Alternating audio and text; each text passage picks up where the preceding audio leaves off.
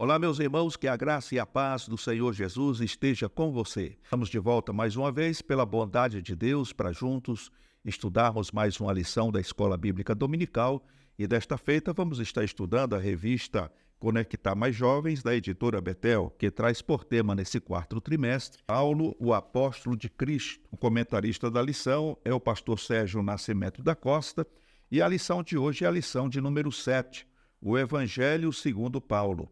A referência desta lição está registrada em Romanos, capítulo 5, versículo de 2 a 5, que diz o texto assim: Sendo, pois, justificados pela fé, temos paz com Deus por nosso Senhor Jesus Cristo, pelo qual também temos entrada pela fé a esta graça, na qual estamos firmes, e nos gloriamos na esperança da glória de Deus. E não somente isto, mas também nos gloriamos nas tribulações, sabendo que a tribulação produz a paciência, e a paciência a experiência, e a experiência a esperança. E a esperança não traz confusão, porquanto o amor de Deus está derramado em nossos corações pelo Espírito Santo, que nos foi dado. Então esse é o texto base, ou o texto de referência da lição de hoje. Louvado seja o nome do Senhor. Meus amados irmãos, em Romanos capítulo 5, verso 1, está contido aqui o versículo do dia que diz: Sendo, pois, justificados pela fé, temos paz com Deus por nosso Senhor Jesus Cristo. A verdade aplicada vem dizendo ainda que somos alcançados pela salvação de Deus, não pelo que nós fizemos, mas antes por intermédio da graça, pelo que Cristo fez por nós. Então, trocando isso aqui em miúdos, primeiro, no versículo do dia, nós vamos estar entendendo que nós somos justificados pela fé, né? E é pela fé que temos e obtemos a paz com Deus, por intermédio de nosso Senhor Jesus Cristo. E o segundo ponto vem dizendo aqui que nós somos alcançados pela salvação de Deus, não pelo que nós fizemos ou fazemos, mas antes por intermédio da graça, pelo que Cristo fez por nós. Por mais bonzinho que eu seja, por mais caridoso que eu seja, isso não vai me garantir uma justificação. Essas coisas, elas contribuem, mas ela não é o começo e muito menos o fim, tá? Então, a salvação é pela fé, é uma dádiva de Deus, é graça de Deus. O amor, a caridade, é ajudar o próximo, amar o próximo como a nós mesmos, são mandamentos que nos fazem nos tornar perfeitos diante do Senhor. Mas isso só não garante a nossa justificação ou a nossa salvação. A salvação é pela graça e somente por intermédio de Jesus Cristo, nosso Salvador. Os objetivos da lição de hoje são 3, como sempre. O primeiro dele é explanar sobre a pecaminosidade universal da espécie humana. Segundo, discorrer sobre o plano da salvação apresentado por Paulo. E terceiro, explicar o Evangelho da graça aos Gálatas. E a nossa oração hoje é para que reconheçamos sempre a nossa total dependência de Deus e do favor da sua graça. Bendito seja o nome do Senhor. Meus amados irmãos, a introdução vem dizendo que era um desejo de Paulo ir até os confins do mundo, daquele mundo de então, especialmente a Espanha, pois ele aproveitaria a oportunidade e passaria por Roma, conforme está registrado em Romanos, capítulo 15, verso 28. Por isso, a carta aos Romanos foi escrita para preparar o caminho do apóstolo àquela comunidade. Em contrapartida, as igrejas na Galácia estavam em perigo devido à mensagem judaizante de falsos mestres, conforme registra Gálatas, capítulo 4, do verso 8 a 11. Nós vemos que Paulo, na sua primeira viagem missionária, ele vai plantando igreja, pregando o evangelho, formando igrejas. E mais tarde, tem esse desejo de visitar a Espanha, de ir até a Espanha e aproveitar essa viagem para passar em Roma, para ver como estavam os irmãos ali. Porque o que acontece na prática é que lá em Pentecostes, em Atos capítulo 2, quando do derramamento do Espírito Santo ali, aonde todos os discípulos e quase 120 irmãos que estavam ali no cenáculo foram cheios do Espírito Santo. Ali houve uma pregação em massa, não somente a pregação de Pedro, mas por intermédio daqueles irmãos que estavam falando em outras línguas, eles falavam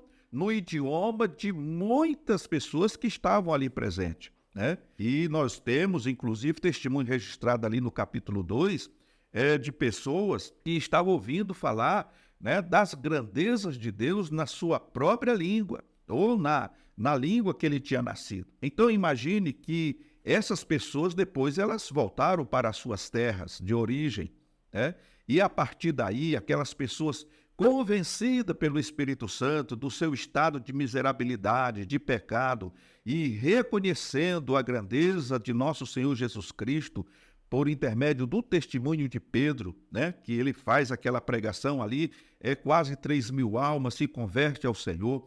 Então nós vemos que estas pessoas, ao voltarem para as suas regiões, eles começaram a pregar o Evangelho e grupos, né, de pessoas foram se convertendo, e Paulo agora, ele começa a ir nessas cidades, e ali já encontrava, né, algumas pessoas que já tinha ouvido de alguém falar sobre Jesus, e Paulo, ao pregar, aquelas pessoas se convertiam, né?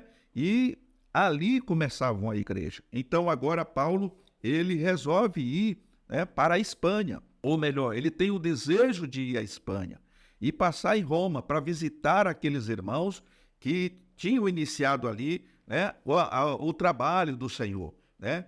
Porque alguém esteve no dia de Pentecostes em Jerusalém e, ao retornar para a sua região, começou a falar do amor de Deus. Bendito seja o nome do Senhor. Portanto, nós vamos ver aqui, nessa introdução, que o cerne de toda a questão desta carta é porque era necessário que Paulo não só visitasse as igrejas, confirmando a fé daqueles irmãos, mas também trazendo uma exortação ou um ensino mais verdadeiro, concernente ao que estava acontecendo ali, porque muitas pessoas também, nós vamos ver no decorrer dessa lição, que muitas pessoas ali, elas queriam que esses gentios que agora estavam aceitando a fé, se tornassem judeus também, ou seja, pelo menos no que diz respeito à prática das leis judaicas, né? Que eles viessem cumprir tudo aquilo que eles cumpriam. Então, eles estavam infiltrados no meio da igreja, né? E agora era necessário que Paulo viesse intervir para que os irmãos compreendessem de uma vez por toda que a salvação não é por meio de obras, mas é por meio da fé. Então, nós somos justificados, como diz aqui o texto, pela fé, e é por meio dessa fé que nós temos paz com Deus por nosso Senhor Jesus Cristo. Bendito seja o nome do Senhor. Então, seguindo avante, nós temos aqui o ponto-chave, que é a salvação é pela graça através da fé. O ser humano não pode, em hipótese alguma, se tornar merecedor da salvação. Então, aqueles ritos judaicos, que eram tantos, né?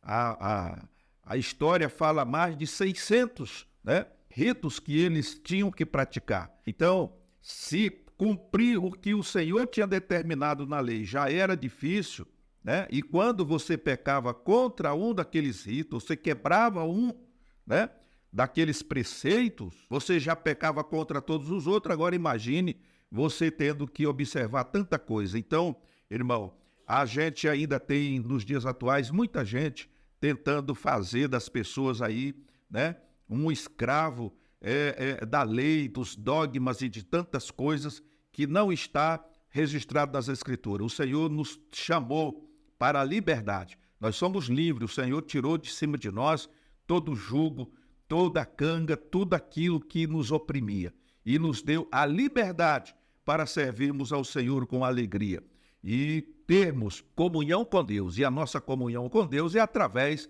do sacrifício, ou foi por meio do sacrifício que Jesus realizou ali na cruz do Calvário.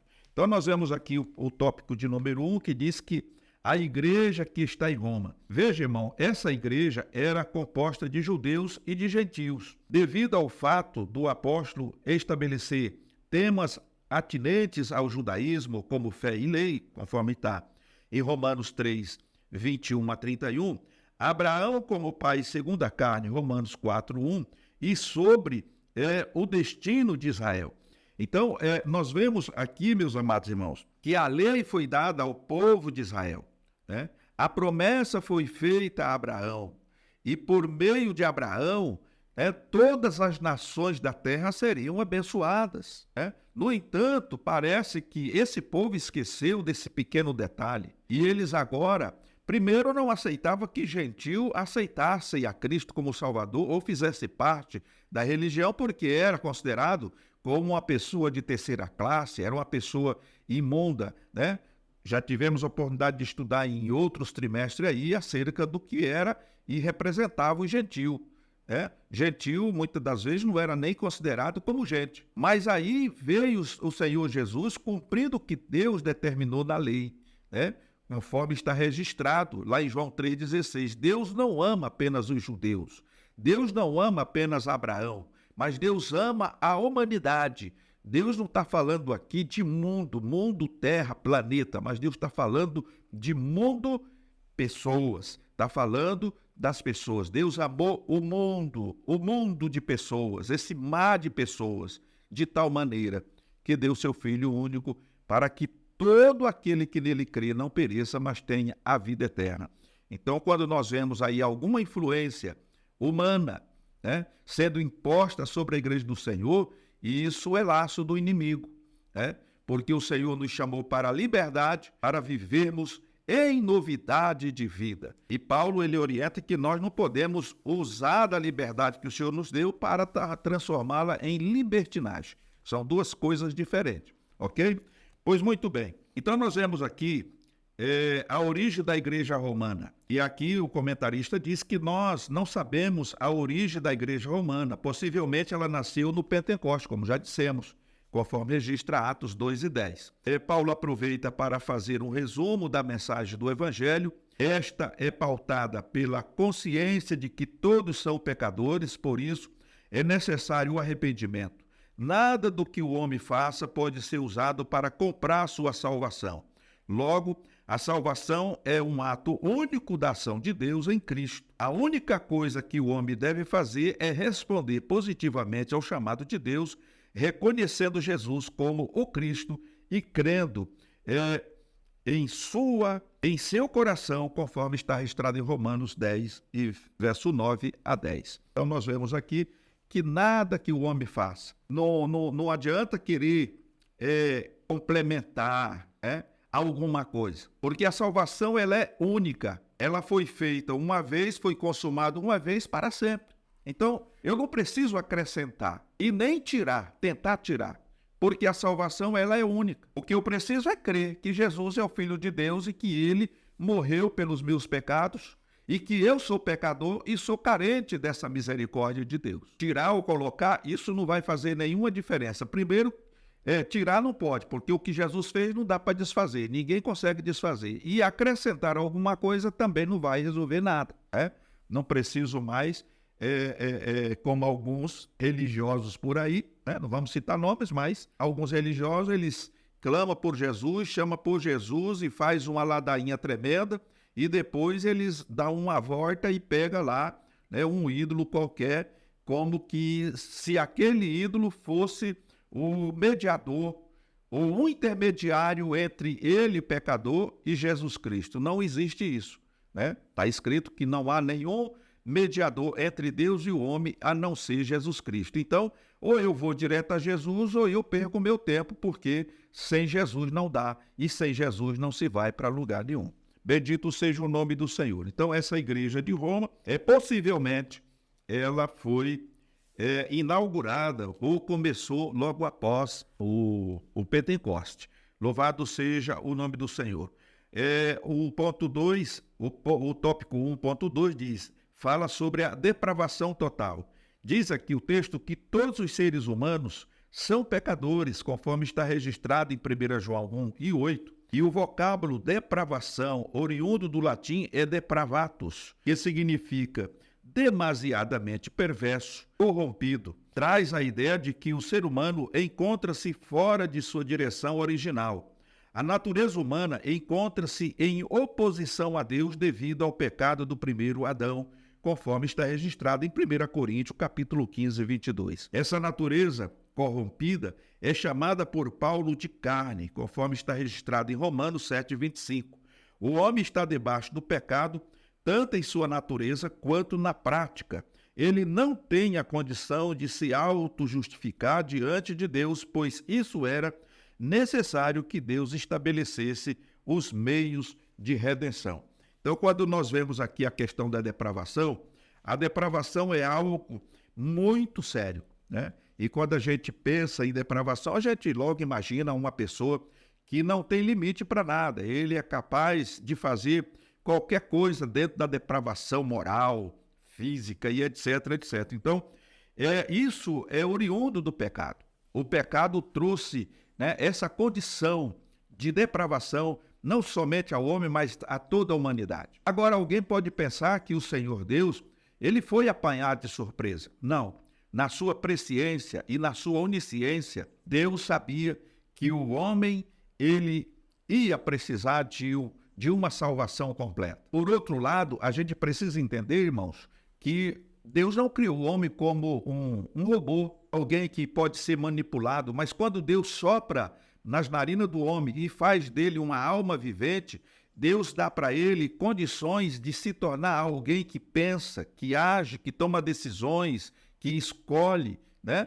E nós vemos em toda a palavra de Deus, em toda a Bíblia, Deus orientando o povo, né, no que diz respeito à bênção e à maldição, à vida e à morte, sempre aconselhando para que o homem escolha a bênção e para que o homem escolha a vida, para que possa viver. Então Deus, ele dá essa liberdade, esse livre-arbítrio para o homem, para que ele possa por si só pensar e tomar atitude que ele acha mais conveniente. Por outro lado, Deus sabia que ele ia ser, né, esse homem ia ser enganado, que o inimigo tomaria posição, iria tomar o poder, pois foi Adão e Eva que entregou, né, todo o governo da terra nas mãos do inimigo, e a partir daí a depravação moral se tornou algo que a gente pode dizer corriqueiro, né, na vida das sociedades de todas as eras, de todas as épocas, né, até os dias atuais. E parece que quanto mais o tempo passa, né, a depravação se torna maior. Mas o Senhor, ele providencia a salvação por intermédio de Jesus Cristo, Cordeiro de Deus que tira o pecado do mundo. Foi por intermédio de Jesus que nós obtivemos a salvação, a purificação dos nossos pecados. A culpa que estava em nós, o pecado, a maldição que estava sobre nós, que nos designava a morte, a destruição eterna, né? O Senhor Jesus tomou sobre ele. Está escrito lá em Isaías que o castigo que nos traz a paz estava sobre ele, e pelas suas pisaduras, pelos seus machucados, pelas suas feridas, nós fomos sarados, porque estávamos doentes no corpo e na alma. Mas o Senhor nos restaurou e nos reconciliou com Deus. Bendito seja o nome do Senhor. Então, essa depravação moral e total, ela é inerente ao ser humano que não tem Deus, que não conhece o Senhor. O tópico 2 vem falando aqui sobre o plano de Deus. E aí Deus estabeleceu na eternidade que criaria o ser humano e sabia muito bem que sua criação passaria pela rebelião, por causa de sua rebelião, por causa de sua onisciência. Portanto, no processo da criação está contido também o plano da salvação, conforme registra Efésios 1:4, pois o Cristo é o Cordeiro que estava destinado a morrer antes mesmo da criação do mundo, conforme Apocalipse, capítulo 13 e verso 8. Então, quando Deus providencia essa salvação, lá antes da fundação do mundo, Deus já tinha tudo planejado e sabia qual era o curso que tudo ia, né, acontecer. Então, Deus, ele também planejou a redenção do ser humano, a sua imagem e a sua semelhança, né? Então, como diz aqui o primeiro ponto, né, que Jesus era o Cordeiro que estava destinado a morrer antes mesmo da criação do mundo. Quando a gente olha para a lei e para os profetas, nós vamos perceber que os sacrifícios, não foram suficientes. Não foram suficientes. As pessoas faziam o sacrifício, aquele animal, ele simbolicamente recebia ali o pecado daquela pessoa, ele era sacrificado no lugar daquela pessoa, mas logo em seguida aquela pessoa estava novamente na prática do pecado, fazendo muitas vezes pior do que já tinha feito. Então era necessário que houvesse aí um sacrifício perfeito e o Senhor realizou. Louvado seja o nome do Senhor para todo sempre. No tópico 2.1, a justiça de Deus está relacionada diretamente à sua santidade, assim como a lei expressa o seu caráter. Se Deus salvasse o ser humano sem o sacrifício de Cristo, ele estaria afirmando que não leva a sério sua lei e quem é.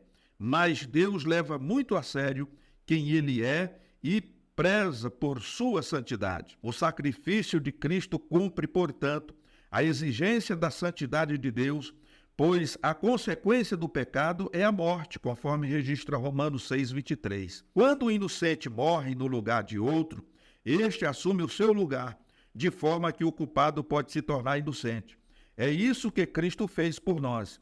Ele tomou o nosso lugar, recebeu o juízo de Deus pelos nossos pecados, cumprindo então a justiça, conforme Romanos capítulo 1, 17. Então, como dissemos, no tempo da lei, estabelecida ali por intermédio de Moisés, toda vez que alguém pecava, era necessário apresentar ali um animal, seja ali um cordeiro, seja ali um bezerro, um novilho, ou algum animal que pudesse ser sacrificado no lugar daquela pessoa que cometeu a transgressão. E Deus recebia isso. Então aquele animal recebia a culpa e aquela pessoa que tinha cometido o pecado, que era culpado, se tornava inocente. Mas as Escrituras nos mostram que chegou um momento na história que Deus não suportava mais os sacrifícios, o derramamento de sangue dos novilhos, dos cordeiros, porque o negócio ficou repetitivo e por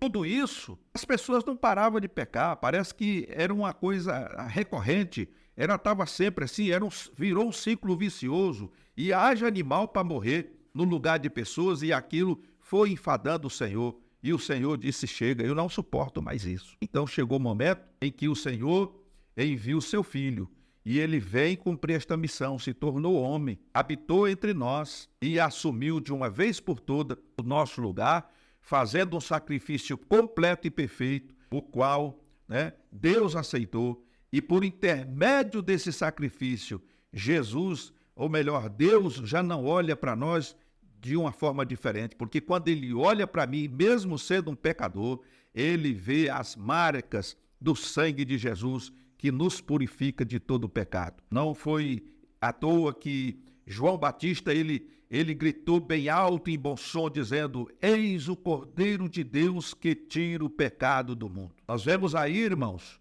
diferente dos judeus, que o Senhor, ele veio para tirar o pecado do mundo, não de uma classe de elite, de um grupo específico, mas do mundo. Eis o Cordeiro de Deus que tira o pecado do mundo. Bendito seja o nome do Senhor.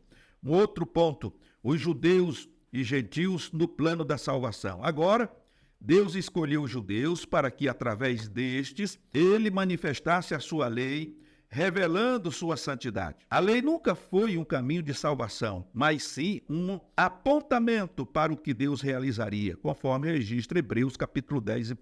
Os judeus os judeus erraram, pois acharam que poderiam ser justificados mediante as obras da lei, conforme está em Romanos 2:12. Assim como os gentios que não tinham a lei, mas pecaram contra Deus, contra a sua consciência, pervertendo a concepção de Deus, conforme Romanos 1:21-23. Tanto os judeus quanto os gentios encontram-se no plano da salvação, e o meio pelo qual nós somos justificados de nossos pecados é através da fé em Jesus Cristo, Romanos 5 e versículo 1.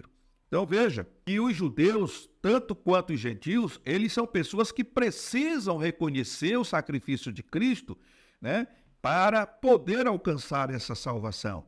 E eles precisam crer e ter fé em Jesus Cristo, que ele é o Messias, que ele é o Filho de Deus, que ele é o Cordeiro de Deus que fez um sacrifício perfeito. Sem esse reconhecimento, o homem não pode ser salvo. Como dissemos no início da aula, não é muitas vezes fazendo caridade para A, para B, ajudando esse, fazendo aquilo. Se você tem muito dinheiro, constrói uma casa para uma pessoa necessitada, compra roupa para quem não tem roupa, dá alimento para quem tem fome.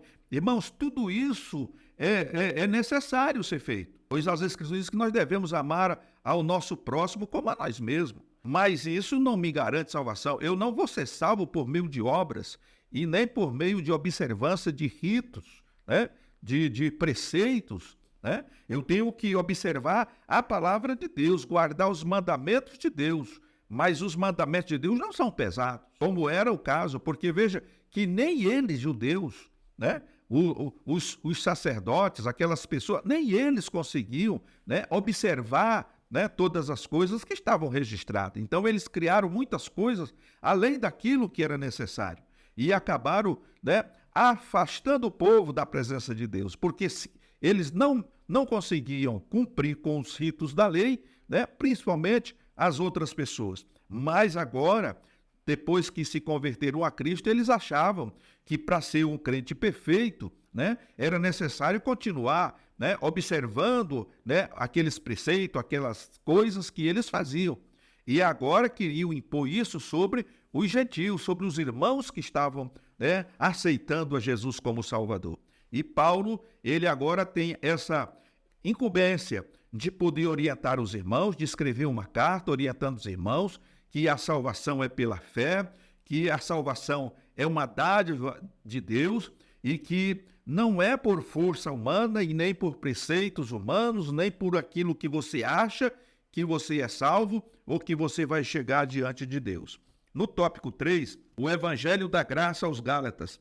As igrejas na Galácia, nas cidades de Icônio, Listra e Derbe, foram as primeiras comunidades estabelecidas por Paulo em sua primeira viagem missionária.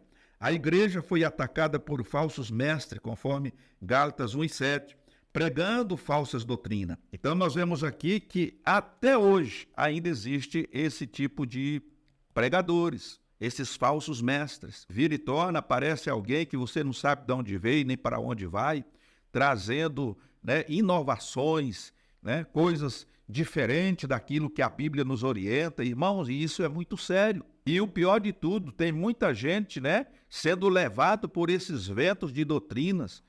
Às vezes eu abro aqui o YouTube para ver alguma coisa no que diz respeito a cultos e olha, eu fico impressionado. Não existe nenhuma diferença, né, de algumas religiões afro, né? Irmãos, entenderam? Há uma coreografia estranha, eles atribuem isso ao Espírito Santo. O Espírito Santo tomou aquela pessoa e faz aquela pessoa fazer tudo aquilo. E o pior de tudo, irmão, se você conhece algumas pessoas que frequentam esses lugares, você percebe que não há nenhuma mudança de vida, de atitude. A pessoa continua no mesmo modo fazendo, continua praticando as coisas erradas, fazendo, dando nó em pingo d'água, mas quando chega lá naquele centro de reunião, aquela pessoa parece que, não sei, deixa para lá, né? Mas é isso aí, são doutrinas falsas, ensinamentos falsos, né? E o resultado que isso já vem de sempre, né? Desde a época de Paulo, né? Essas pessoas, elas infiltram-se dentro da igreja, trazendo essas inovações, trazendo esses dogmas, essas coisas mundanas e desvirtuando a fé dos irmãos, e trazendo muitas vezes confusão e deixando outros escandalizados. Mas que o Senhor tenha misericórdia da sua igreja e que os irmãos sejam despertados para não entrar nesse engodo de Satanás. Outro ponto, os falsos mestres, ou esses falsos mestres, eram pseudo-cristãos que exigiam que os crentes das igrejas da Galácia observasse as práticas da lei como meio de salvação. Sua mensagem fazia com que o evangelho se transformasse em uma espécie de judaísmo e colocavam a salvação de uma forma tangível e de caráter completamente humano, por meio de uma espécie de meritocracia. Paulo vai confrontar este pseudo-evangelho, afirmando que a exigência do evangelho de Cristo não está na observância ou nas observâncias das obras da lei, mas sim na fé. Gálatas capítulo 2, verso 16. Então, Paulo ele vai confrontar esses irmãos, mostrando para eles todas essas imposições humanas que estava sendo colocada, esse modismo, essas coisas que vêm lá de fora que a gente não sabe de onde vem, mas que é prejudicial à saúde espiritual da igreja, eram coisas de homem e que não poderiam ser cumpridos nem observados, porque como ele diz aqui, né? As exigências do Evangelho de Cristo não está nas observâncias das obras da lei, mas sim na fé, conforme está registrado em Gálatas, capítulo 2, 16. Então, quando eu tenho fé no Senhor Jesus e procuro conhecer as Escrituras, pois é o Jesus quem diz, examinai as Escrituras, porque julgais ter nela a vida eterna, e são elas que de mim testificam. Quando eu examino as Escrituras e tenho fé em Deus, acredito piamente que fui salvo e remido pelo sangue do Cordeiro, irmão, essas coisas não vão me atingir, né? Por mais bonito e atraente que seja, não vão me atingir, porque, como diz, eu sei em quem tenho crido. Louvado seja o nome do Senhor. E nada vai mudar a tua posição e nada vai abalar a tua fé, porque a tua fé está alicerçada em Cristo Jesus, o nosso Senhor. Um outro ponto importante é que a salvação em Cristo resulta na ação do Espírito Santo na vida do crente. Portanto, ela também é pneumatológica, ou seja, ela é oriunda da ação do Espírito Santo. É através do Espírito Santo que o cristão tem a orientação e o poder divino, de forma a produzir nele um caráter transformado. Paulo escreve e apresenta as virtudes do fruto do Espírito como consequência da ação divina e transformadora na vida do salvo, conforme está registrado em Gálatas capítulo 5, 22. Outro sim, ela se encontra em oposição às obras da carne, o que representa os vícios de uma vida regida pela carne e que está em oposição à vontade divina. Trocando isso aqui em miúdo, ou em outras palavras, o meu entendimento, irmãos, é que o Espírito Santo, ele é pacífico. Quando eu olho para Atos capítulo 2 e observo o que aconteceu ali no dia da descida do Espírito Santo, a palavra de Deus, ela afirma que todos estavam assentados. E de repente, um vento veemente veio sobre aquele local e línguas, como línguas de fogo, começou a pousar sobre cada pessoa que automaticamente ou imediatamente começaram a falar em outras línguas, todos falando ao mesmo tempo, de uma maneira que todos os que foram atraídos pelo barulho daquelas vozes começaram a entender o que estava acontecendo, porque cada pessoa estava ouvindo falar das grandezas de Deus por intermédio de pessoas que estavam lá dentro do cenáculo. A maioria eram pessoas analfabetas ou semi-analfabetas, pessoas que não conheciam outro idioma. Então, era algo sobrenatural, diferente do que a gente está vendo hoje. E para muitos, a manifestação do Espírito Santo é motivo de rodopiar, subir no banco e rodar a baiana como se estivesse no centro espírita e fazer algumas coisas estranhas. E o pior, não acontece mudança, não acontece transformação, não acontece nada. A pessoa entra vazia, sai chutando lata porque a vida continua igual ou pior do que estava. Então, isso para mim, irmãos, não é o agir do Espírito Santo, porque como nós muito bem entendemos aqui através dessa leitura, o Espírito Santo, é através do Espírito Santo que o cristão tem a orientação e o poder divino de forma a produzir nele um caráter transformado. Então, se há uma ação do Espírito Santo na vida do crente, esse crente,